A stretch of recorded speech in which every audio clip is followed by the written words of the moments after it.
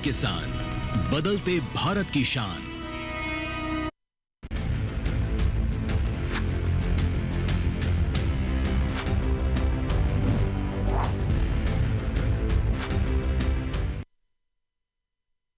नमस्कार, स्वागत है आपका सच के साथ में। मैं हूं अंजू सिंह। सच के साथ एक ऐसा कार्यक्रम जो कि आपको बताता है कृषि से जुड़ी तमाम सच्चाइयां।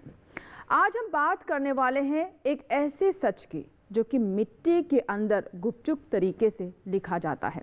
जी हाँ, बीजों की जड़ों में, मिट्टी की परतों की नमी में, या फिर ये कहें कि किस तरह से हम मिट्टी में खाद दे रहे हैं, उसकी मात्रा से भी निर्धारित होता है कि वो मिट्टी ताकत से भर जाएगी या उस मात्रा से उसका पोषण छिन जाएगा। आज के समय में सिर्फ विज्ञान की आवश्यकता नहीं है, बल्कि यहाँ पर संवेदन भी होना पड़ेगा, क्योंकि मिट्टी की हालत लगातार बिगड़ रही है।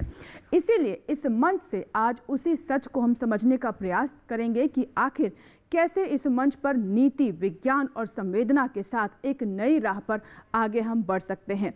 तो सच के साथ में आज हम बात करेंगे कि कैसे संतुलित इस्तेमाल किया जा सकता है मिट्टी की सेहत को दुरुस्त करने के लिए। विज्ञान के साथ साथ हमें संवेदनशील भी होना होगा, और ये एक ऐसा सवाल है जो किसी विज्ञान से जुड़ा हुआ नहीं है, बल्कि हमारी नैतिकता से भी जुड़ा हुआ है। कहीं ऐसा तो नहीं कि अपने लालच की वजह से मिट्टी की सेहत को लगातार बर्बाद कर रहे हैं, उसका दोहन कर रहे हैं।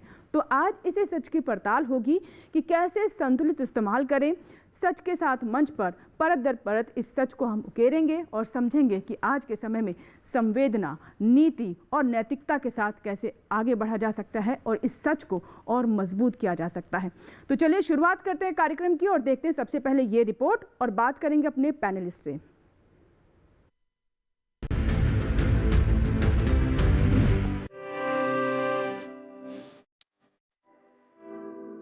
जिस तरह हम इंसानों को संतुलित भोजन की जरूरत होती है, ठीक उसी तरह हमारी फसलों के लिए भी संतुलित उर्वरक जरूरी है। खेतों में संतुलित खाद व उर्वरकों के उपयोग का प्रभाव न सिर्फ उपज पर पड़ता है, बल्कि इससे मिट्टी की उर्वरा शक्ति भी बढ़ती है। लेकिन कई बार किसान ज्यादा उपज के लिए उर्वरकों का अंधाधुंध उपयोग करने लगते हैं, ये सोचे बिना कि फसल को उसकी जरूरत है भी या नहीं। ऐसा करने से लागत तो बढ़ जाती है, लेकिन पैदावार उम्मीद के मुताबिक नहीं हो पाती। जब खेतों में उर्वरकों का जरूरत से ज्यादा या गलत तरीके से इस्तेमाल होने लगता है, तो इससे मिट्टी की उर्वरा क्षमता यानी ताकत धीरे धीरे कम होने लगती है, जिससे मिट्टी की उपजाऊ क्षमता भी कम हो जाती है। मिट्टी में जैविक कार्बन घटने लगता है और धीरे धीरे जरूरी पोषक तत्वों की कमी हो जाती है। इससे मिट्टी कभी ज्यादा अम्लीय तो कभी ज्यादा क्षारीय हो जाती है और मिट्टी के मूल पोषक तत्व नष्ट हो जाते हैं। इसका सीधा असर फसल की पैदावार, पर्यावरण और पानी की गुणवत्ता पर पड़ता है। बता दें कि प्रधानमंत्री श्री नरेंद्र मोदी जी ने भी कई बार इस गंभीर विषय को उठाते हुए देश के किसानों से रासायनिक उर्वरकों के संतुलित या कम उपयोग की बात कही है।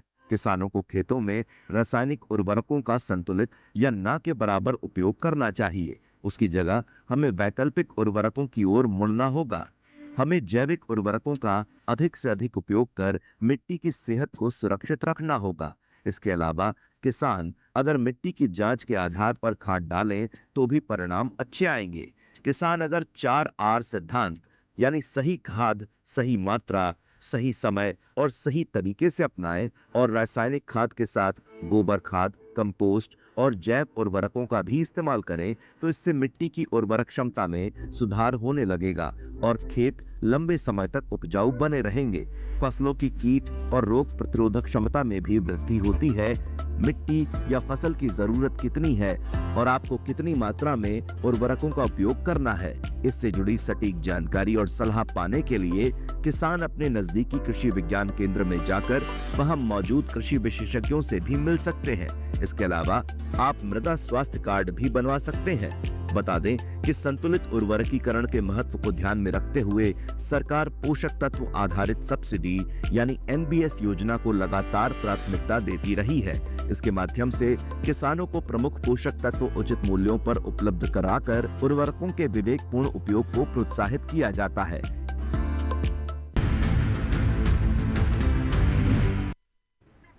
तो सच के साथ में अभी आपने रिपोर्ट देखी और हमने आपको बताया कि कैसे इस समस्या का समाधान भी हमारे पास ही है। तो इसी पर हम अब चर्चा करेंगे और हमारे साथ मेहमानों का पूरा एक पैनल है, उनसे आइए आपकी मुलाकात करा देते हैं। डॉक्टर हमारे साथ जो तमाम गेस्ट हैं वो साइंस के फील्ड से भी जुड़े हुए हैं और अच्छा अनुभव रखते हैं। श्री खालिद वसीम जी हमारे साथ हैं, जो कि एक वरिष्ठ पत्रकार हैं और कृषि से संबंधित विषय पर लंबे समय से लिखते आ रहे हैं। सर, बहुत बहुत स्वागत है आपका। श्री गौरी शंकर जी हैं, deputy director department of fertilizer से, सर आपका भी स्वागत है। श्री हरिंदर पाल सिंह जी भी हमारे साथ एक्सपर्ट हैं, जो कि फर्टिलाइजर के क्षेत्र के और डिपार्टमेंट ऑफ एग्रीकल्चर से सर आप हैं। और हमारे साथ श्री पवन सैनी जी हैं, जो कि एक किसान हैं और पलवल से संबंध रखते हैं, हरियाणा से, वो भी अपने अनुभव साझा करेंगे। तो चलिए बातचीत की हम शुरुआत करते हैं। और सबसे पहले खालिद साहब मैं आपसे समझना चाहूँगी, क्योंकि आपका लंबा अनुभव है, आप लिखते रहे हैं, क्या अभी भी हम ये समझ पा रहे जो हमारे देश में ज़रूरत है, जो जिस पैटर्न पे हमें चलने की आवश्यकता है, क्या हम उसे समझ रहे हैं या फिर अभी भी अंधेरे में तीर चलाए जा रहे हैं और जिस किसान को जो समझ आता है वो कर रहा है? जी बिल्कुल सही चीज़ें इसमें क्या है कि सरकार की योजनाएं हैं, सरकार हमेशा बताने की कोशिश कर रही है कि किस तरह से आप अपने फसल को अच्छी उपज पैदावार बढ़ा सकते हैं। मिट्टी के जो सेहत है वो डायरेक्टली हमारे हेल्थ से, हमारे स्वास्थ्य से जुड़ा हुआ है, क्योंकि अगर मिट्टी की सेहत ख़राब होती है तो आपकी मतलब इंसान की सेहत ख़राब होती है। और जाहिर सी बात है कि किसी भी चीज़ का एक्सेस एवरीथिंग इज़ बैड। अगर कुछ मात्राएं सही नहीं हो मिल पाती या दे नहीं पाते या समझ नहीं पाते कि हमारे पौधों को किस चीज़ की कब कितने ज़रूरत है और क्या देना चाहिए, आप अगर ये नहीं दे पाएंगे, उसकी बीमारी को पहले नहीं पकड़ पाएंगे और इलाज करना शुरू कर देंगे, जी जी जी, तो जाहिर है कि इससे परेशानियां बढ़ेंगी और उसका कहीं ना कहीं जो डायरेक्ट असर है या इनडायरेक्ट असर है वो हमारे ऊपर मतलब मनुष्य के सेहत पे पड़ता है। फसल तो ख़राब होती है, लेकिन आजकल जो अगर हम ग्राउंड लेवल पे बात करें, देखा जाए कि ज़मीनी स्तर पे क्या हकीकत है, तो क्या होता है कि जल्दी के चक्कर में, जल्दी आमदनी के चक्कर में, ज़्यादा पैदावार के चक्कर में हम इस चीज़ का ख्याल नहीं करते हैं और ज़्यादा मात्रा में उर्वरक देने की कोशिश करते हैं कि फसल जल्दी तैयार हो जाए, हम जल्दी मार्केट में उतरे ताकि उससे ज़्यादा मुनाफा कमाया जा सके। यहाँ पे परेशानी शुरू होती है। जी बिल्कुल। और जैसे कि आपने बताया, उससे ये भी साफ होता है कि आप कृषि को आइसोलेशन में नहीं देख सकते हैं कि ये अपने आप में एक अलग विषय है और यहाँ पर आप जो करते रहे वो करते रहे। इसका हर तरफ प्रभाव पड़ता है, पर्यावरण पर, हमारे स्वास्थ्य पर, मिट्टी पर, पशुओं पर, फूल पौधों पर, हर किसी पर इसका प्रभाव पड़ता है जो भी आप कुछ करते हैं। तो इसीलिए गौरी शंकर जी, मैं आपसे समझना चाहूँगी कि अभी जिस तरीके का हमारे यहाँ पैटर्न चल रहा है उसमें असंतुलित उपयोग हो रहा है, ये बात किसी से छिपी नहीं, आंकड़े भी ये बता रहे हैं। इसका सबसे बड़ा नुकसान क्या है? ठीक है, स्वास्थ्य हमारे स्वास्थ्य पर इसका प्रभाव होगा, लेकिन ऐसा क्या है जो सबसे बड़ी समस्या है, सबसे बड़ा खतरा है जिसको एड्रेस ही नहीं किया जा रहा है या फिर किसान समझ ही नहीं पा रहे हैं? इसके रिगार्डिंग मंजू जी आपको बताना चाहूँगा, हमारे सारे किसान भाइयों से भी अपील करना चाहूँगा कि भारत सरकार किसानों के कल्याण के लिए प्रतिबद्ध है और भारत सरकार हर साल जितनी आवश्यकता उनको रासायनिक उर्वरकों की होती है उससे ज़्यादा ही हम लोग उपलब्ध करवा रहे हैं। जैसे आपको मैं 2024-25 के रिगार्डिंग बताता हूं, तो 2024-25 में जो आवश्यकता असेस करी गई थी वो 152 करोड़ बैग की हमने असेस किया था कि किसानों को 152 करोड़ बैग खाद की आवश्यकता होगी 2024-25 के दौरान। लेकिन भारत सरकार ने अपनी जिम्मेदारी समझते हुए किसानों को 177 करोड़ बैग का उपलब्धता सुनिश्चित किया 2024-25 में। लेकिन रासायनिक खाद का उपलब्ध कराना भारत सरकार अपनी एक जिम्मेवारी समझती है, लेकिन किसानों को अपनी खेती के बारे में ये समझना आवश्यक है कि सिर्फ रासायनिक खाद को खेत में डालने से पैदावार नहीं बढ़ाई जा सकती है। इसके लिए खेती करने के लिए 17 प्रकार के पोषक तत्वों की आवश्यकता होती है। तो यदि किसान भाई सभी 17 प्रकार के पोषक तत्व संतुलित मात्रा में खेत में डालते हैं तो उससे ही किसानों की पैदावार को बढ़ाया जा सकता है। तो मैं अब आपको एक एक पोषक तत्व के बारे में थोड़ा संक्षेप में बताता हूं। जो सबसे महत्वपूर्ण जो पोषक तत्व है किसी भी खेत में किसी भी फसल को पैदा करने के लिए वो कार्बन होता है, ऑर्गेनिक कार्बन, जो सामान्यतः खेत में जो गोबर से बनी हुई खाद हम डालते हैं या खेत में हम लोग जो हमारी जो भी फसलें निकालने के बाद जो घास फूस बचता है या फसलों के अवशेष बचता है उनको यदि हम मिट्टी में मिला देते हैं तो उनमें जो सूक्ष्म जीव जो होते हैं खेत में वो एक प्रक्रिया के द्वारा उनको डीकम्पोस्ट करके और उसे ऑर्गेनिक कार्बन में कन्वर्ट कर देते हैं और जो किसी भी नए प्लांट को यदि हम लगाते हैं तो वो ऑर्गेनिक कार्बन ही होता है जो उसके भोजन की व्यवस्था करता है, उसको ऊर्जा प्रदान करता है किसी भी नए प्लांट को। तो ऑर्गेनिक कार्बन सबसे महत्वपूर्ण इसके अंदर घटक है, जो सबसे महत्वपूर्ण, जो कंटिन्यूसली रिड्यूस होता जा रहा है। पहले किसी जमाने में ये 0.8% से ज़्यादा हुआ करता था मिट्टी में, लेकिन अब वो लगभग कम होके 0.3 से भी कम होता चला जा रहा है। अच्छा सर, कहते हैं कि ये भी है कि ये जो लेयर होती है, जो ऊपर की परत होती है जिसमें जीवांश होते हैं, कार्बनिक मैटर होता है, इसको वर्षों वर्षों लग जाते हैं उस फॉर्म में आने में। ये बिल्कुल सही है, क्योंकि एक बार जैसे अभी आप देखते हैं रासायनिक उर्वरक अब जैसे ही हम खेत में डालते हैं तो उसका एक नेगेटिव इम्पैक्ट ये भी होता है कि अधिक मात्रा में डालने से हमारे जो सूक्ष्म जीव जो होते हैं वो या तो धीरे धीरे कम होते हुए चले जाते हैं या वो मृतप्राय हो जाते हैं।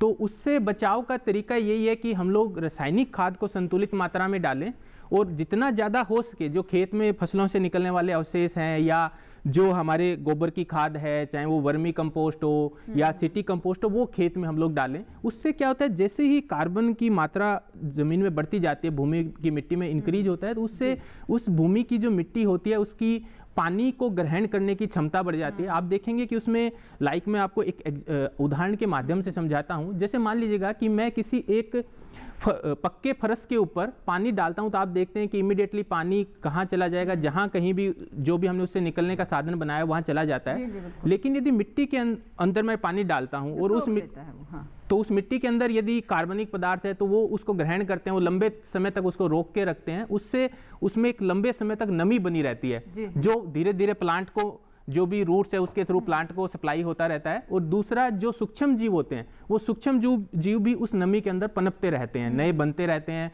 और वो जो भी उसके अंदर गोबर की खाद डालते हैं या जो भी अवशेष डालते हैं उसको वो कन्वर्ट करते रहते हैं। तो इसीलिए हम सिर्फ मिट्टी को मिट्टी की तरह ना देखें, उसमें जो बीज है, उसमें जो नमी है, इसके अलावा जो उसका कार्बनिक मैटर है, ये सब चीज़ें इस सच को बनाती हैं। तो अब मैं हरिंदर पाल जी आपसे जानना चाहूँगी सर कि अगर जब हम बात करते हैं कि जो हम उसका सही तरीके संतुलित उपयोग करें और जब हम ऐसा नहीं करते हैं तो गुणवत्ता और साथ ही एक जो नेचर ऑफ सॉइल है उसमें किस तरह का तब्दीली आती है? क्योंकि कहते हैं पीएच जो है थोड़ा सा भी घटता है तो उससे उसका बहुत बड़ा प्रभाव पड़ता है। आपको फसल शायद बदलनी पड़ जाए और फसल में क्या गुण होंगे उस पर भी असर पड़ता है। आपने बिल्कुल सही कहा कि पीएच और इलेक्ट्रिकल कंडक्टिविटी ये ऐसे दो फैक्टर्स हैं जो सॉइल की प्रॉपर्टी को बताते हैं।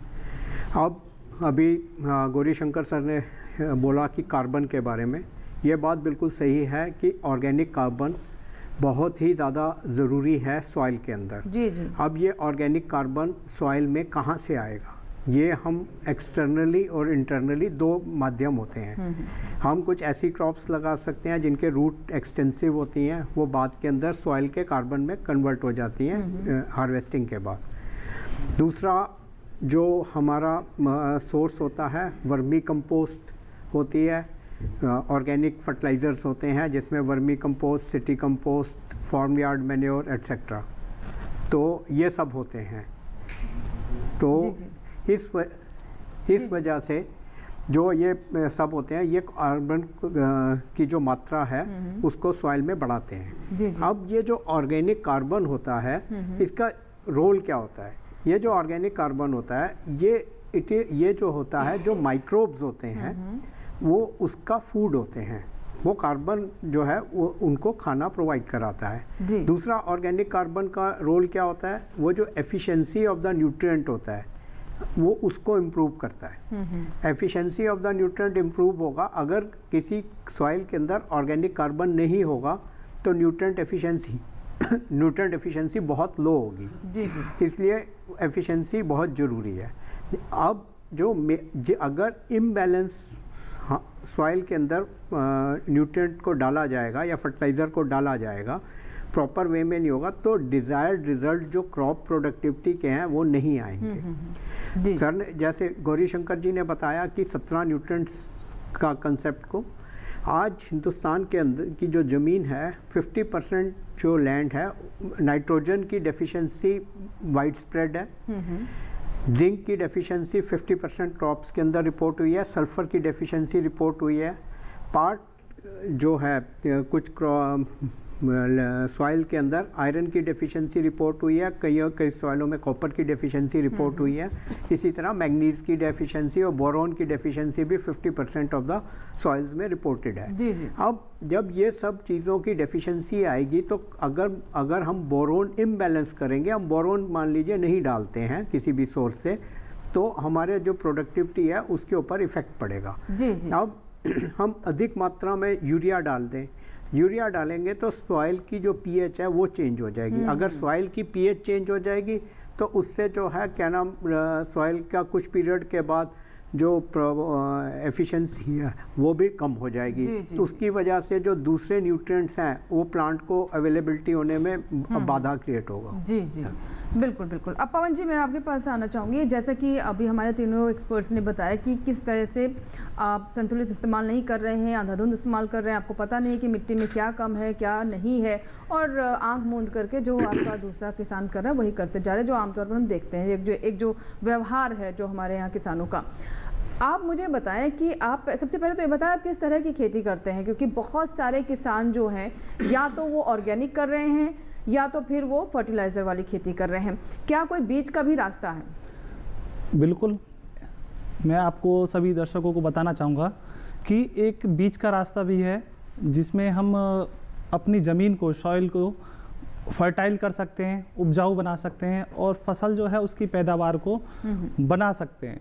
तो बीच का तरीका यह है कि हम ऑर्गेनिक कार्बन तो बढ़ाएं, साथ में संतुलित मात्रा, जितने भी फर्टिलाइज़र की ज़रूरत है उनकी संतुलित मात्रा दें। ऐसा नहीं कि हम हर साल एक क्रॉप में सेम मात्रा देते जाएं, बिल्कुल बराबर मात्रा देते जाएं, ऐसा नहीं। हमें पता होना चाहिए कि कौन सी क्रॉप को किस एज में, कौन सी स्टेज में कितनी मात्रा की ज़रूरत है, कौन से फर्टिलाइज़र की ज़रूरत है। अगर ये हमें पता नहीं होगा, स्टार्टिंग में अगर हमने कोई भी क्रॉप बोई, सबसे पहले कोई भी क्रॉप बोई और उस स्टार्टिंग में ही अगर हम यूरिया डाल दें और वो यूरिया बेकार जाएगा। तो स्टार्टिंग में हमें पहले देखना है कि ऑर्गेनिक कार्बन कितना है हमारी ज़मीन में। उसके लिए हम वर्मी कंपोस्ट या फिर कोई दूसरा भी कंपोस्ट हम डाल सकते हैं। तो ऑर्गेनिक कार्बन बढ़ाने के बाद हमें देखना है कि हमारी क्रॉप को फर्टिलाइज़र या उर्वरक जो भी है उसकी कितनी मात्रा की ज़रूरत है, उसके हिसाब से दें। दूसरा कि हम हर समय समय पर अपनी ज़मीन का जो सॉइल टेस्ट है उसको करवाएं ताकि हमें पता चल सके कि कौन से पोषक तत्व की ज़रूरत है। अगर हमारे पोषक तत्व, हमारी ज़मीन को पोषक तत्व की पता चल रहा है कि फास्फोरस की कमी हो रही है और हम दे रहे हैं नाइट्रोजन, तो वो बेकार ही जा रहा है। इस प्रकार से अगर हम अपनी ज़मीन, फसल और समय, सही समय पे उनका अगर सही इस्तेमाल करेंगे और सही से यूज़ करेंगे तो वो हमारी फसल को लगेगा और हमें जो उत्पादन है वो बेहतरीन मिलेगा। अगर जी हरिंदर पाल जी, अब जैसे कि जितनी हमारी चर्चा हुई है उससे जो बात निकल कर आ रही है वो ये कि केमिकल्स, जो फर्टिलाइज़र्स की हम बात करें, यहाँ पर हम विशेष तौर पर फर्टिलाइज़र्स की बात करें, जो केमिकल्स जो इस्तेमाल हो रहे हैं खेती में, क्या ये वाकई में विलेन है? क्योंकि हमें ये भी याद है कि जब हम खाद्य सुरक्षा के लिए इतना स्ट्रगल कर रहे थे, इतनी चुनौतियाँ थी, तब ग्रीन रेवोल्यूशन आया और हमारे भंडार भर गए, हमारे लोगों को पेट भर खाना मिलने लगा, अच्छा खाना मिलने लगा। तो मैं चाहूँगी कि इससे भी थोड़ा क्लियर करें कि what is good and what is bad. क्या फर्टिलाइज़र्स सिर्फ विलेन ही है? फर्टिलाइज़र विलेन कहना तो गलत होगा। फर्टिलाइज़र इम्बैलेंस यूज़ करना जो है वो गलत है। इम्बैलेंस यूज़ का मतलब मैं अब थोड़ा स्पष्टीकरण करता हूँ कि जो आइडल डोज होती है NPK की वो 4:2:1 होती है। ये आइडल डोज होती है 4:2:1। आज देश के अंदर अगर आप देखेंगे तो जो हमारी NPK की रेशियो है वो 9.3:2.5:1 है। इससे ये पता लगता है कि हम नाइट्रोजन ज़्यादा यूज़ कर रहे हैं इन कंपैरिजन टू फास्फोरस और पोटाश। अब जब हम नाइट्रोजन अधिक यूज़ कर रहे हैं, फास्फोरस कम यूज़ कर रहे हैं या पोटाश और कम यूज़ कर रहे हैं, तो इस इम्बैलेंस की वजह से हमें जो है डिज़ायर्ड रिजल्ट नहीं मिलेंगे, हमारी प्रोडक्टिविटी गिर जाएगी।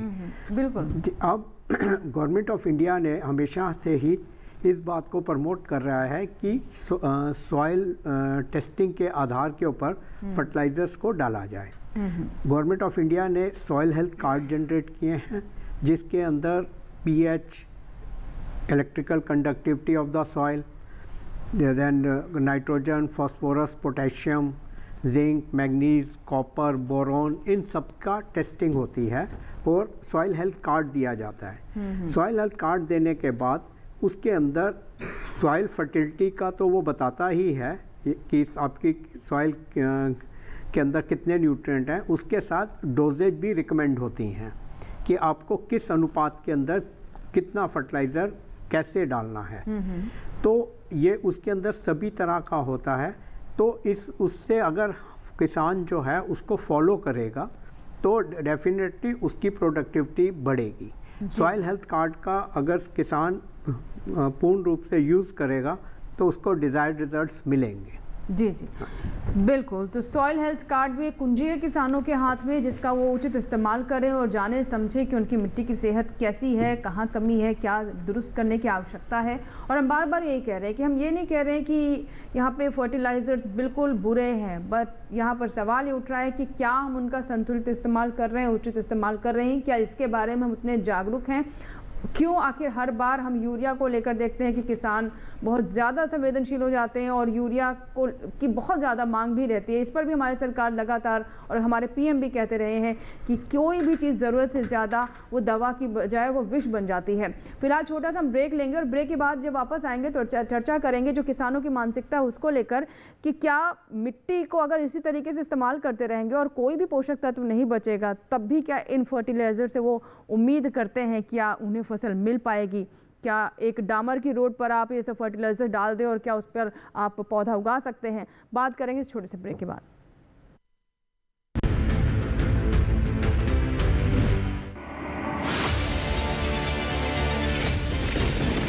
बारिश हो या हो तूफान, ओलावृष्टि या तापमान, या हो पर्यटक स्थलों का पूर्वानुमान, पाला हो या कोहरा हो, या हो वायु की गुणवत्ता,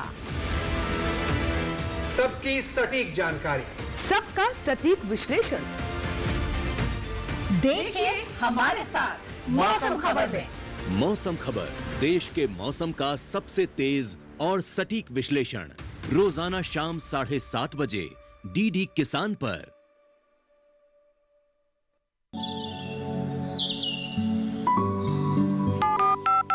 लोग कार्यक्रम के पहले कॉलर जुड़ गए हैं। इस बीच हमारे पास कुछ ईमेल्स भी आए हैं। सवाल पूछिए अपना। में जो मकान पैदा करेगी इनमें कौन सी सावधानी बरतनी है? गर्म इलाकों के लिए आप HRM 99 इनसे आप कुछ फल ले सकते हैं। जैस्मीन के पेड़ पे जैस्मिन उसको पूरी खुली धूप चाहिए। फसल में कीट लगा हो या कोई बीमारी, पशुपालन में हो कोई दिक्कत या चाहिए कोई जानकारी, फोन उठाइए, नंबर मिलाइए और कहें हेलो किसान। सोमवार, बुधवार और शुक्रवार शाम 6 से 7 बजे सिर्फ डीडी किसान पर।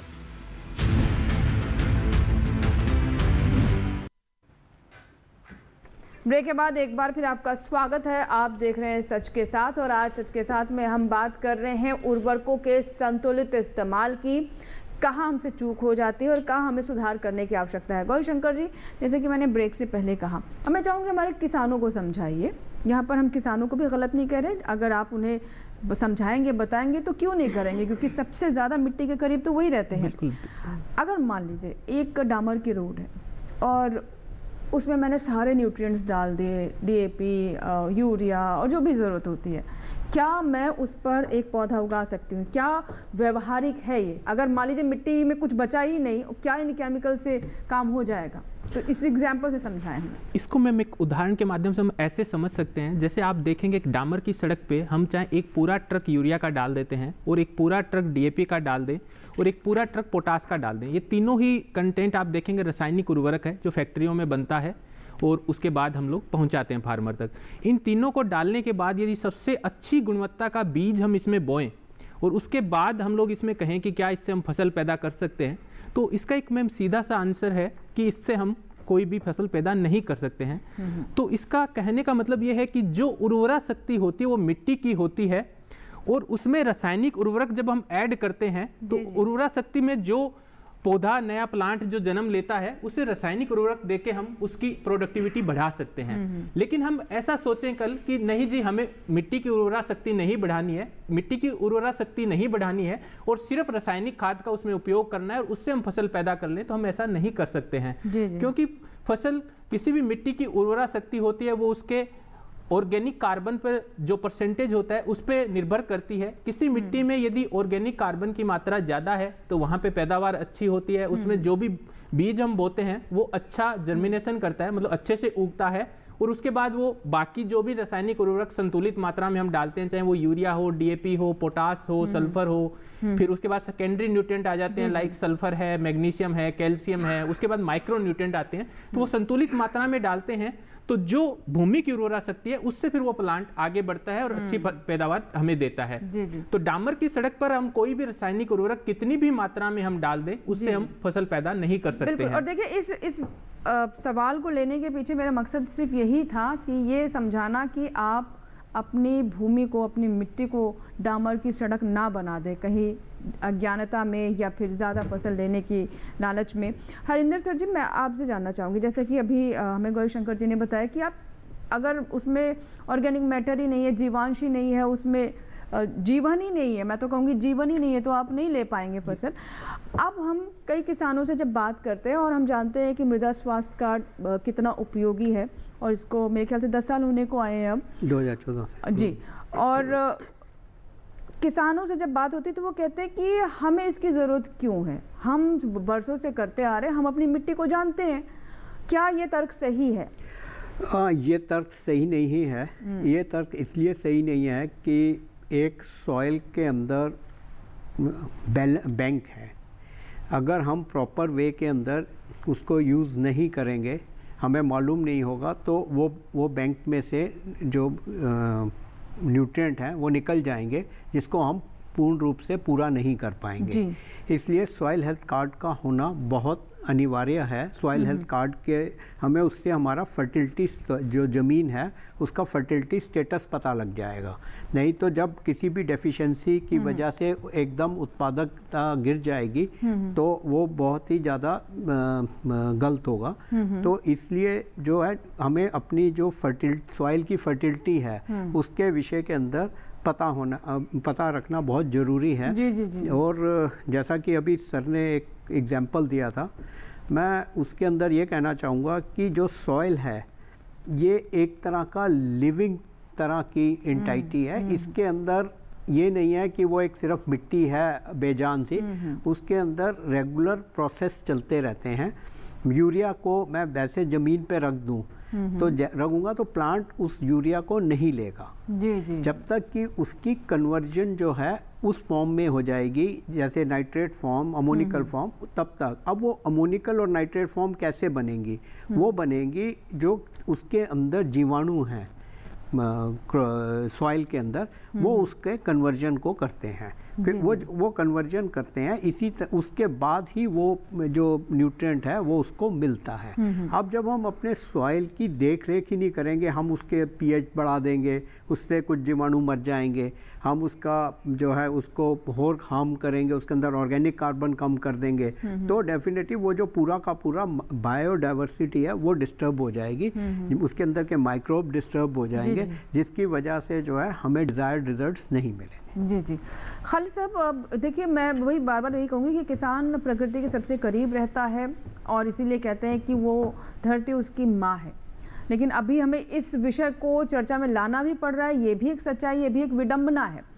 कहाँ आपको लगता है कि कहाँ कमी रह जाती है? क्या ये जागरूकता का अभाव है या फिर आज जो एक नए तरह की होड़ मैं कहूँ प्रतिस्पर्धा, पहले हमारे कृषि प्रतिस्पर्धा के लिए नहीं होती थी, प्रतिस्पर्धा है कि कितना आपने कितनी फसल ले ली, कितनी जल्दी ले ली, कितने जल्दी बाजार में पहुँच गई, यहाँ तक कि जो वेटिंग पीरियड भी होता है जो आप स्प्रेज करते हैं वो भी कई बार पूरे नहीं होते हैं। क्या लगता है कि क्या मुख्य वजह इसके पीछे? आपने क्या अनुभव किया? देखिए, आपने कहा ना कि धरती माँ है, तो बेटे को भी ये समझना चाहिए कि अगर माँ की तबीयत ख़राब होती है, बीमार पड़ता है, तो उसका इलाज वो खुद नहीं कर सकता, उसके लिए डॉक्टर के पास जाना पड़ता है।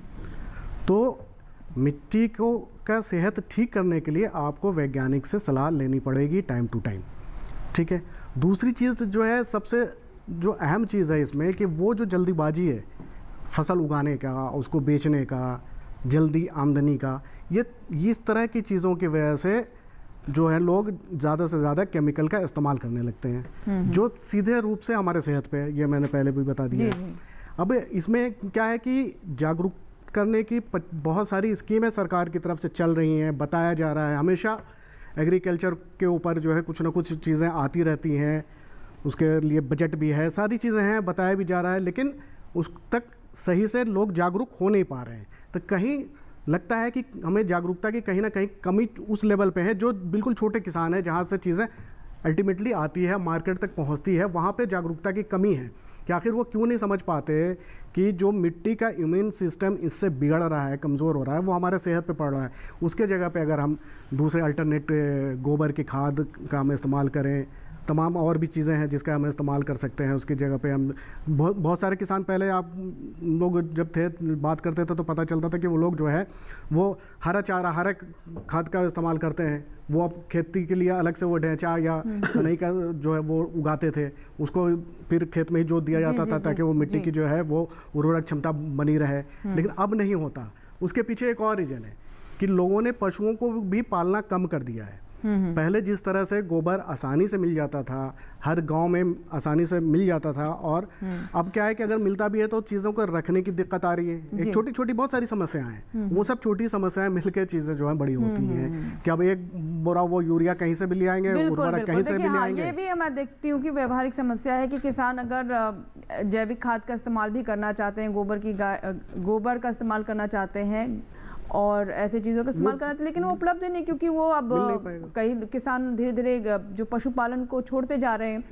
गौरीशंकर जी, अब मैं ये भी देखती हूँ कि कई बार किसान ये भी, हम क्योंकि कई ऐसे प्रोग्राम करते हैं जिसमें लाइव दर्शकों से बात करते हैं, फ़ोन के माध्यम से अपने वीडियो भी भेजते हैं, वो कहते हैं कि मैंने भी अच्छी मात्रा में पोटाश का इस्तेमाल किया, यूरिया का इस्तेमाल किया, लेकिन मेरी फसल इतनी अच्छी नहीं हुई, वही दूसरे ने मुझसे कम इस्तेमाल किया और उसकी अच्छी हो गई।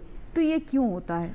इसके पीछे का जो मुख्य कारण है वो किसान भाइयों को ये समझना पड़ेगा, जो हमारे आज के टॉपिक का मेन बार बार हमने लोगों ने जिक्र किया है, वो है ऑर्गेनिक कार्बन।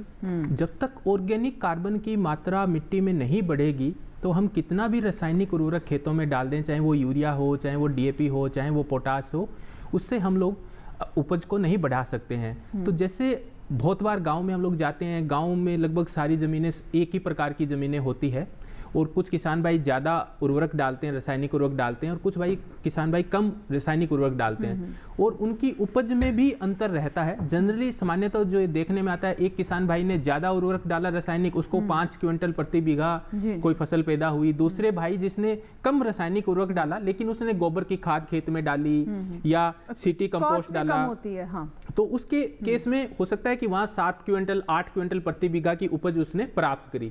तो इसमें जो मेन जो डिफरेंस है वो सिर्फ ऑर्गेनिक कार्बन का है। जो एक किसान भाई जिसने गोबर की खाद डाली, सिटी कंपोस्ट डाला, वर्मी कंपोस्ट डाला, या खेत से ही फसलों के जो अवशेष बचे हुए निकले थे वो खेत में ही वापस डाल दिए, तो उससे उसका ऑर्गेनिक जो मैटर है वो इंक्रीज हो गया।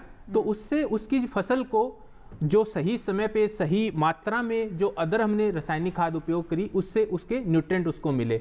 लेकिन पहले वाले किसान भाई जिसने सिर्फ रासायनिक खाद पे अपनी निर्भरता दिखाई और जिसने इन सब चीज़ों से अपने आप को अलग कर लिया, तो उसके केस में ये कम हुआ।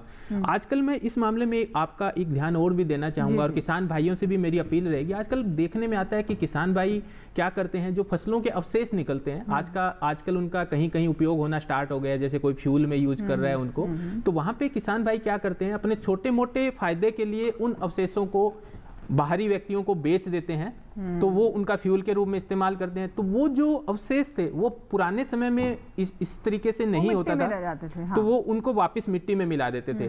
तो अभी किसान भाइयों को ये समझना होगा कि उस अवशेष से ही मैं मिट्टी के अंदर लेकिन सर, हम सर्कुलर इकोनॉमी की भी तो बात करते हैं। हम ही तो कहते हैं कि जो अवशेष है उसका आप अच्छा इस्तेमाल करें, इको फ्रेंडली चीज़ें बनाएं, तो ये मतलब कहाँ बैलेंस होना चाहिए इसका? उसमें एक चीज़ ये समझने वाली है कि उसकी जो उसको सेल करने से मुझे जो पैसा मिलता है मेरे किसी किसान भाई को, वो उस जो उर्वरक को उस खेत में डाल रहा है उसके कंपैरिजन में वो पैसा बहुत कम मिलता है जो रासायनिक उर्वरक के लिए उसको खर्च करना पड़ता है। दूसरा उसमें एक चीज ये भी होती है कि वो यदि मैं कार्बनिक मैटर खेत में डालता हूँ, जितने भी अवशेष खेत में डालता हूँ, तो उससे आपकी आगे आने वाली जो फसलें होती है उसमें उसकी जो उपज होती है वो काफी ज्यादा होती है। तो उस समय जो शॉर्ट टर्म बेनिफिट मैंने लिया, जो शॉर्ट टर्म मैंने थोड़ा लाभ कमाया उसको बेचने से, उससे ज्यादा कहीं लाभ मुझे अगली फसल में या आने वाली फसलों में मिलता है। देखिए 100 बातों की एक बात है कि आप जलाएं नहीं जो अवशेष जला दिए जाते हैं वो नहीं जलाएं, आप अपने खेत में छोड़ दें। और कई बार कहा इसलिए भी जाता है कि कई बार किसान कहते हैं कि वो उतने दिनों में खाद नहीं बन पाते, उनमें अगली फसल लेनी होती है,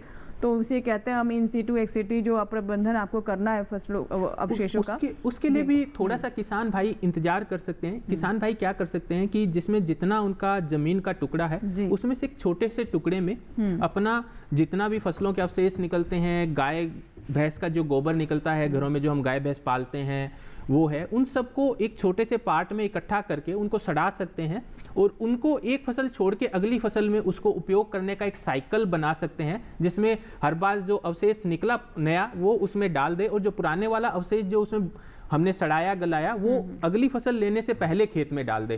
तो उससे उसकी पैदावार भी बढ़ेगी और उसकी लागत भी कम होगी। और दूसरा जो एक कंसेप्ट है सस्टेनेबल एग्रीकल्चर का, जिसमें हम कहते हैं कि हमारी आने वाली पीढ़ियों के लिए हम लोग कैसे खेती बाड़ी बचाएंगे, तो उसको बचाने का भी यही माध्यम है। जो ये खेतों से निकलने वाले अवशेष है, गोबर की जो खाद है, यही हमारी टिकाऊ खेती की नींव है जो लंबे समय तक मतलब आने वाली पीढ़ियों के लिए भूमि को बचा के रखेगी। हमारी आने वाली पीढ़ियां भी भूमि से फसल पैदा कर पाएंगी।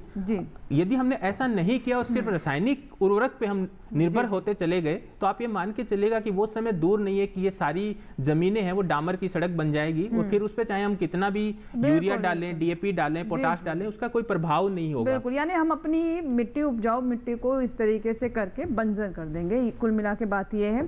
पवन जी, अब मैं एक अपना निजी अनुभव आपके साथ साझा करना चाहती हूँ। मैं एक किसान से मिली और उससे मैंने देखा उसका खेत काफी अच्छा था, सरसों की फसल ली थी उसने, और मैंने कहा कि आप कैसे मतलब ऑर्गेनिक है या क्या? कहते नहीं ये पूरी हमने ऑर्गेनिक की है। मैंने कहा बिल्कुल आपने नहीं इस्तेमाल किया रसायनों का।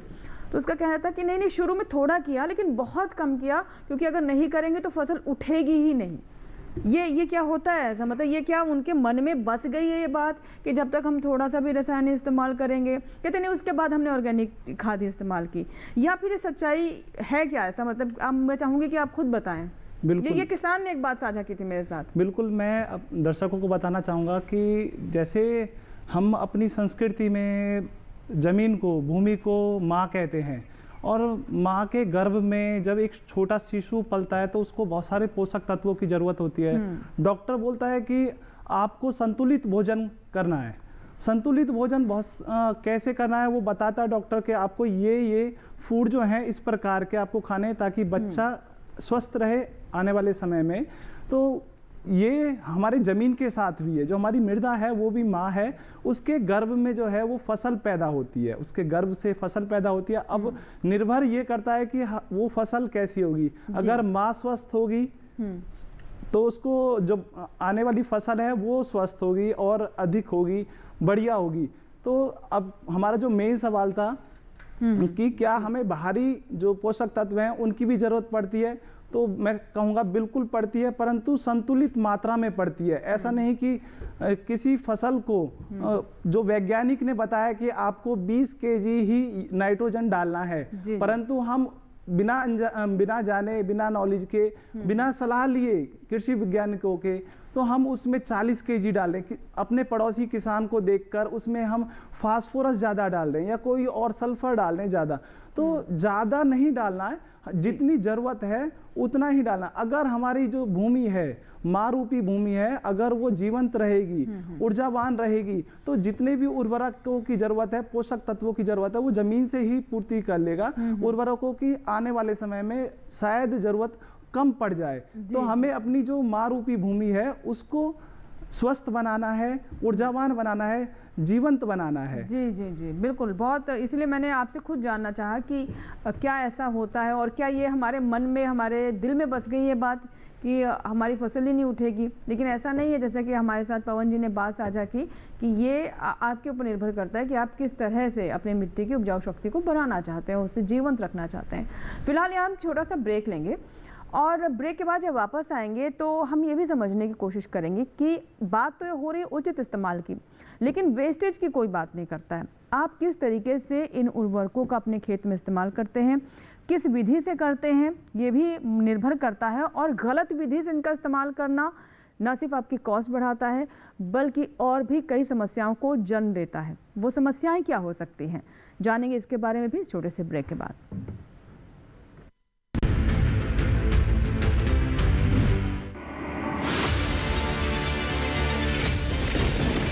बारिश हो या हो तूफान, ओलावृष्टि या तापमान, या हो पर्यटक स्थलों का पूर्वानुमान, पाला हो या कोहरा हो, या हो वायु की गुणवत्ता, सबकी सटीक जानकारी, सबका सटीक विश्लेषण। देखिए हमारे साथ मौसम खबर में।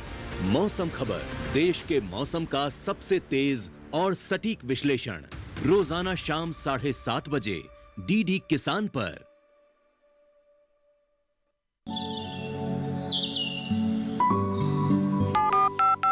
लोग कार्यक्रम के पहले कॉलर जुड़ गए हैं। इस बीच हमारे पास कुछ ईमेल्स भी आए हैं। सवाल पूछिए अपना। जाड़े में जो मकान पैदा करेंगे इनमें कौन सी सावधानी बरतनी? गर्म इलाकों के लिए आप HRM 99 इनसे आप कुछ फल ले सकते हैं। जैस्मीन के पेड़ पे जैस्मीन, फल नहीं आए। उसको पूरी खुली धूप चाहिए। फसल में कीट लगा हो या कोई बीमारी, पशुपालन में हो कोई दिक्कत या चाहिए कोई जानकारी, फोन उठाइए, नंबर मिलाइए और कहें हेलो किसान। सोमवार, बुधवार और शुक्रवार शाम 6 से 7 बजे सिर्फ डीडी किसान पर।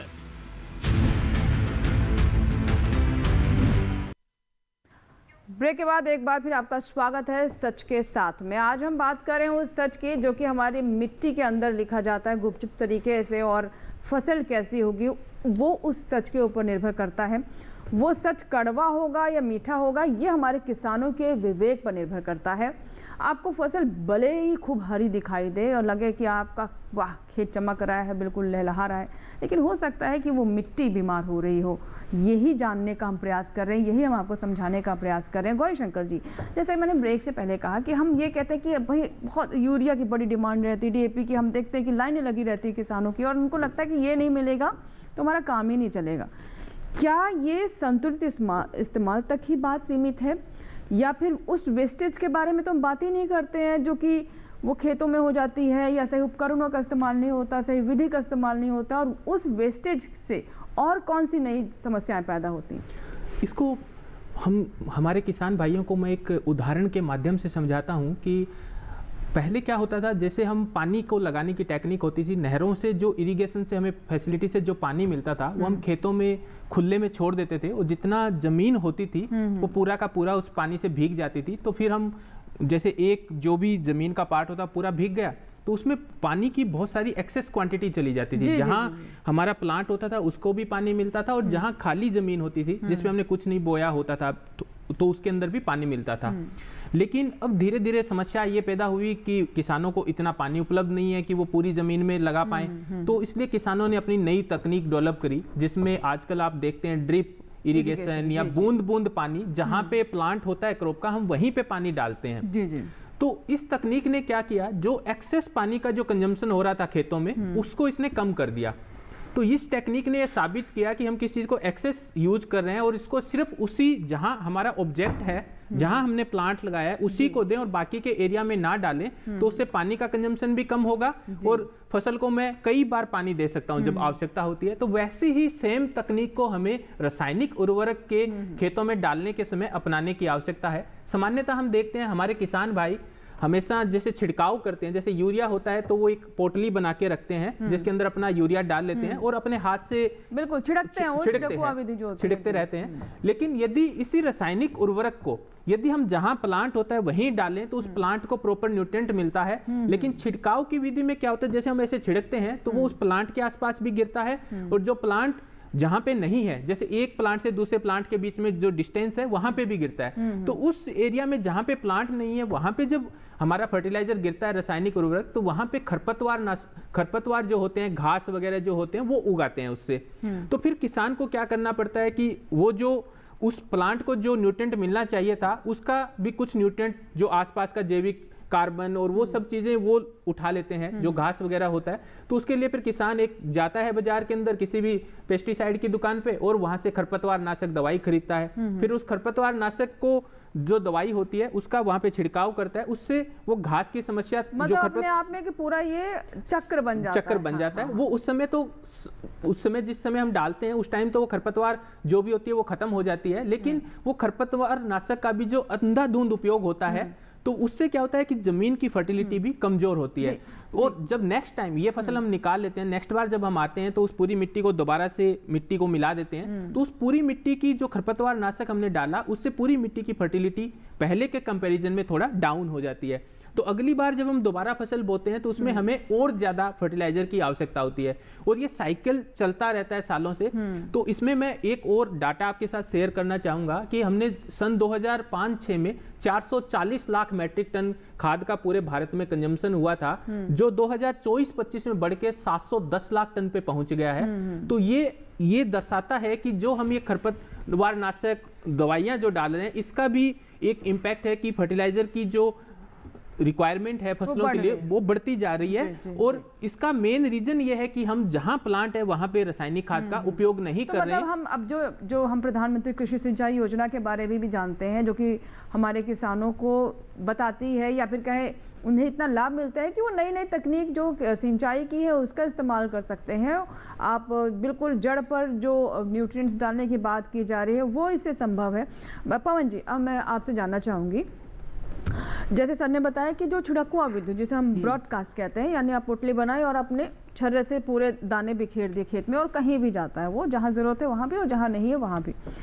लेकिन किसानों का ये भी कहना, ये भी मैं आपको निजी अनुभव बता रही हूँ कि उनका ये कहना है कि इतने बड़े बड़े खेत होते हैं, हम कैसे, अब जन की भी समस्या होती, लेबर आपको मिलती नहीं, ये आसान रहता है वो इसलिए करते हैं और कम समय लगता है। जिन हम नई विधियों की बात कर रहे हैं वो एक्सपेंसिव है और वो उतनी सुगम नहीं है। इसके बारे में आप क्या कहना चाहेंगे? मैं सभी दर्शकों को ये बताना चाहूँगा कि मैंने अपने फार्म पर ड्रिप एरीगेशन इंस्टॉल किया। पूरे फार्म पर ड्रिप एरीगेशन है और हम जितनी ज़रूरत होती है फर्टिलाइज़र की हम ड्रिप एरीगेशन के माध्यम से ही फर्टिगेशन करते हैं। उससे जो अभी सर ने बोला था, गौरीशंकर जी ने, कि जो छिड़काव विधि है, छिड़काव विधि में क्या होता है कि हम पूरे खेत में छिड़क देते हैं, तो जहाँ पर पौधा है वहाँ तो पौधा ले लेता है, बाकी की जो स्पेस बचता है जहाँ पौधा नहीं है वो फर्टिलाइजर हमारा बेकार जाता है, जो हमारी ज़मीन को भी नुकसान पहुँचा रहा होता है, पर्यावरण को भी पहुँचाता है। कुछ समय बाद क्या होता है कि वो रिस्क के हमारे भूमिगत जो जल स्रोत हैं वहाँ तक पहुँच जाता है। तो ये ऐसा देखा गया, कई बार नदियों तक पहुँच जाता है। तो अगर हम ड्रिप एरीगेशन इस्तेमाल करें तो जहाँ पौधा लगा हुआ है वहीं पर उस फर्टिलाइजर को दें तो सारी समस्याएं जो हैं काफ़ी हद तक उनको कम किया जा सकता है। वैसा ही हम कर रहे हैं, साथ में फर्टिलाइजर के साथ में एक समय आता है, अगर हम कोई फ्रूट क्रॉप लगा रहे हैं तो साथ में जो फर्टिलाइजर हैं उनके साथ साथ हम FYM, वर्मी कंपोस्ट या फिर हम देसी गोबर का खाद बोलते हैं उनको इस्तेमाल करें तो जो फर्टिलाइजर की ज़रूरतें हैं वो काफ़ी हद तक कम हो जाती हैं। और हमने ऐसा किया है अपने फार्म पर, अपनी जो क्रॉप्स हैं फ्रूट प्लांट की उनमें ऐसा किया है। साथ में अगर हम वेजिटेबल की क्रॉप की बात करें तो उनमें भी बिल्कुल पॉसिबल है। खेत जो हम तैयार करते हैं तो खेत तैयार करने से पहले हम उसमें FYM जरूर दें, वर्मी कंपोस्ट जरूर दें। तो ये चीज़ अगर हम देंगे तो जो फर्टिलाइजर है वो कम होगा। साथ में फसल चक्र का इस्तेमाल करें, जो हमारी रेगुलर क्रॉप होती हैं तो उनको हम एक फसल चक्र के अनुसार लगाएं। बीच में हमारे पास अगर हमने गेहूं लगाया है, गेहूं के बाद एक पीरियड खाली रहता है जो अप्रैल मार्च से लेकर जून जुलाई तक जाता है। उसमें हम ढैंचा, बीन्स, ये फसल या फिर हम पटसन बोलते हैं, वो फसलें हम खेत में लगाकर उनको पूरा जोत सकते हैं, जिससे ऑर्गेनिक कार्बन बढ़ेगा ही बढ़ेगा। तो इस प्रकार से, और साथ में नाइट्रोजन भी बढ़ेगा उसमें, क्योंकि जो जितनी हमारी जो दलहन फसलें हैं, ढैंचा है या फिर हमारा कोई बीन्स वाली फसलें हैं जिसे हम लोबिया बोलते हैं, तो उनकी जड़ों में नाइट्रेट होता है, जिससे हमारी आने वाली फसल जो है, चाहे हम धान लगाएं या फिर कोई और क्रॉप लगाएं, तो इस प्रकार से हम मैनेजमेंट करें, संतुलित हम फर्टिलाइजर का इस्तेमाल करें साथ में। बिल्कुल। और जैसा कि हमने रिपोर्ट में भी 4R के बारे में बताया था और मैंने इसलिए खोलकर भी रख लिया है, right source, right dose, right time, right place, यानी सही मात्रा, सही तरीका और सही समय और सही जगह, इन चारों का ध्यान रखना बहुत आवश्यक है। खालिद साहब, मैं मीडिया की भूमिका के बारे में जानना चाहूँगी। ये भी देखिए कटु सत्य है कि जब कुछ नेगेटिव होता है तो खूब बड़े बड़े हेडलाइंस में छप जाता है कि किसानों ने ये किया, वो किया, वहाँ प्रदर्शन किया, पराली जला दी। लेकिन जो किसान अच्छा करता है तो उसे किसान चैनल पे ही मंच मिलता है, बाकी के मीडिया समझ नहीं आते वो कहाँ गए। मतलब नेगेटिव परोसने का जो एक चलन है, आपको लगता है कि मीडिया को भी अपनी जिम्मेदारी थोड़ी यहाँ और समझनी चाहिए कि किसान जो अच्छे काम कर रहा है उन्हें भी प्रोत्साहित करें, जिसका एक बहुत ही व्यापक प्रभाव मुझे लगता है पूरे देश में हर किसान कम्युनिटी में पहुंचेगा। तो मीडिया को भी थोड़ा इसके बारे में और अपनी नैतिकता को निभाने की आवश्यकता है। बिल्कुल, बहुत बहुत ज़रूरी है यहाँ पे मीडिया का रोल, क्योंकि मीडिया को, बात आपने सही कही कि जो बातें होती हैं, पॉजिटिव चीज़ें हैं, वो किसान चैनल पे है, डीडी किसान पे है। तो बाकी जो लोग हैं जो मीडिया चला रहे हैं, तो उनको भी ये देखना है कि हम तो रोज़ नेगेटिव चीज़ें तो चलती रहती हैं, और राजनीति के अलावा भी सबसे अहम चीज़ है हमारा भोजन। आप चाहे भोजन, युद्ध लड़ने की बात करें, कहीं भी कहेंगे की बात करें, कुछ भी करें, खाली पेट नहीं हो सकता। खाली पेट नहीं हो सकता। किसान सबसे पहले है, किसान से ही जवान है जी। तो जहाँ अच्छी चीज़ें हो रही हैं या जो सरकार की योजनाएं हैं, जो लोगों तक, बहुत सारे किसान हैं जो अवेयर नहीं है इस योजना के बारे में, तो हमारा भी दायित्व ये बनता है कि उस तक अपनी बातों को पहुंचाने का, अच्छी बातों को निकाल के, सरकार की योजनाओं को निकाल कर और बताने की ज़रूरत है कि आप किस तरह से फसल को अच्छा करें, ज़मीन की सेहत अच्छी रहे, ताकि हमारी सेहत भी अच्छी रहे, तभी हम आगे बाकी किसी भी क्षेत्र में जाएं। जब हमारी सेहत ठीक होगी, हमारी सेहत तभी ठीक होगी जब मिट्टी की सेहत ठीक होगी, तभी हम डॉक्टर के पास नहीं जाएंगे। और आजकल जो इतना ज़्यादा जो भीड़ बढ़ रही है, तो वो खाने पीने से ही रिलेटेड है। और जब तक हम भोजन सही नहीं मिलेगा, हमें सही इम्यूनिटी नहीं मिलेगी, तो चीज़ें ख़राब होंगी। तब आप कहीं किसी भी क्षेत्र में चले जाएं, मीडिया में चले जाएं, IT में चले जाएं, उसका कोई फ़ायदा होने वाला नहीं है। इसलिए पॉजिटिव सोच के साथ आगे बढ़ें, और किसान को भी ये देखना है कि हम किस तरह से वो मार्केट में ना भागे आमदनी के चक्कर में। आपने पहले जैसे हमारी गोबर की खाद है, पशुपालन है, इन सब चीज़ों पे, और पशुपालन को लेकर सरकार की बहुत सारी योजनाएं हैं, उसका फ़ायदा उठाएं और आगे बढ़ाएं, ताकि हम अच्छी पैदावार के साथ सेहत को भी बेहतर रख सकें। गौरी शंकर जी, एक अच्छी चीज़ यहाँ पर मैं भी कहूँगी कि सिर्फ नेगेटिव बातों की बात नहीं है यहाँ पर, कि अब कंज्यूमर भी बहुत अवेयर हो गया है। ख़ासतौर पर हमने जो कोविड काल देखा, उस समय हमने, हर व्यक्ति ने महत्व समझा अनाज के बारे में। सब उस समय सब लोग भूल गए कि गाड़ी होनी चाहिए, बंगला होना चाहिए, सबको खाना याद आ रहा था कि पेट भरना चाहिए सबसे पहले, और सेहत याद आ रही थी। उसके बाद से मुझे लगता है कि किसानों के लिए भी ये एक नया बाजार खुला है, एक नई मार्केट है, जहाँ पर किसान हाथों हाथ अपने सामान को बेच सकता है और कंज्यूमर हाथों हाथ उसे ले रहा है, अगर उसे शुद्ध भोजन मिल रहा है तो क्या ये मतलब एक, मैं तो कहूँगी कि गोल्डन एरा है किसानों के लिए?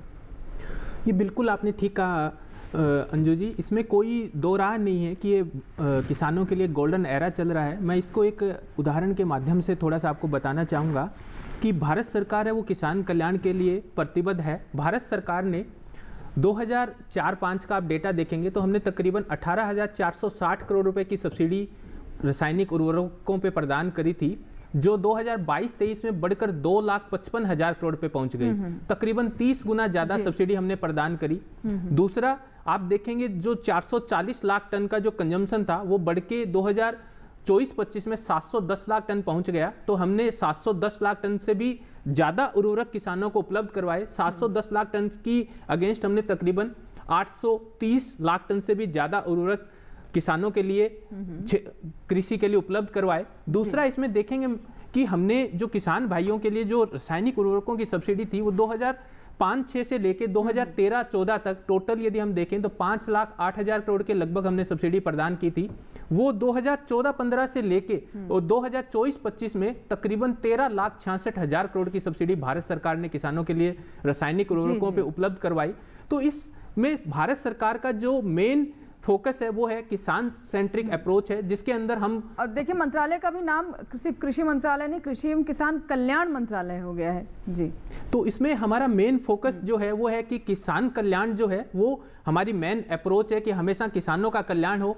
लेकिन इसमें समझने वाली बात यह है कि रासायनिक उर्वरकों की उपलब्धता करवाना सरकार अपनी जिम्मेदारी समझती है और समय पर उपलब्ध करवाती है, लेकिन किसानों की भी ये जिम्मेदारी बनती है कि वो अपनी आवश्यकता जो है बैलेंस्ड फर्टिलाइजेशन के हिसाब से, जो कृषि विज्ञान के अंदर जो उनको बताते हैं कि इतना ही डोज हमें अप्लाई करना है किसी फसल में और किस समय अप्लाई करना है, वो उसके हिसाब से उसको अप्लाई करें। और दूसरा जो मेन कंटेंट है, जो मेन न्यूट्रिएंट है किसी भी फसल का, वो है ऑर्गेनिक कार्बन। तो उसके लिए प्रयास करें कि अपनी मिट्टी के अंदर जो अपनी धरती माता है उसके अंदर ऑर्गेनिक कार्बन की मात्रा को बढ़ाएं और उसी से ही पैदावार बढ़ेगी। और भारत सरकार का जो मोटिव रहा है हमेशा से कि हमें किसानों की आय दुगनी करनी है, वो जब तक किसान खुद समझदार नहीं होगा तब तक उसे पाना बहुत मुश्किल है। तो इसलिए किसान यदि ऑर्गेनिक कंटेंट को बढ़ाते हैं, और इसीलिए कहते हैं कि उर्वरक सिर्फ विज्ञान नहीं है बल्कि ये एक विवेक का विषय भी है कि उर्वरक आप भले कितने भी इस्तेमाल करें, लेकिन आपका अगर विवेक नहीं है, आप ये नहीं समझ रहे कि अनुपात क्या होना चाहिए किस फसल के लिए, तो फिर काम नहीं बनेगा। बहुत बहुत शुक्रिया सभी मेहमानों का। पवन जी आपका भी, सिंह साहब आप भी स्टूडियो में आए, गौरीशंकर जी आपने बहुत विस्तार से जानकारी दी और खालिद साहब आपने मीडिया की जिम्मेदारी को याद दिलाया और मुझे आशा है कि कुछ बदलाव ज़रूर आएगा। जिस तरीके से हम देख रहे हैं कि कृषि को लेकर अब लोगों की सोच भी बदल रही है, किसान भी कुछ नया करना चाहते हैं, बेहतर करना चाहते हैं और सिर्फ वो उत्पादन तक सीमित नहीं रहना चाहते हैं बल्कि अपनी एक जिम्मेदारी भी निभाना चाहते हैं। इसीलिए मैंने कार्यक्रम की शुरुआत में भी कहा कि ये एक नैतिक सवाल भी है कि आप अपनी मिट्टी के साथ क्या कर रहे हैं, क्या उन संस्कारों के साथ अपनी फसलों को उगा रहे हैं जो कि हमारी संस्कृति का हिस्सा रहे हैं। हमारे यहाँ खेती से प्रतिस्पर्धा नहीं बल्कि संस्कार भी कहलाती है, इसीलिए इस बात को मैंने यहाँ कहा। बहुत बहुत शुक्रिया आप सभी का स्टूडियो में आने के लिए। तो धरती की सेहत को आप दुरुस्त रखते हैं, अच्छी फसल आप अगर लोगों तक पहुंचाते हैं तो ये एक पुण्य का काम भी है, क्योंकि आप आने वाली भविष्य की नींव को भी मजबूत कर रहे हैं। इसी संदेश के साथ आज के सच के साथ में फिलहाल इतना ही। दीजिए इजाज़त, लेकिन आप बने रहें दूरदर्शन किसान के साथ। नमस्कार।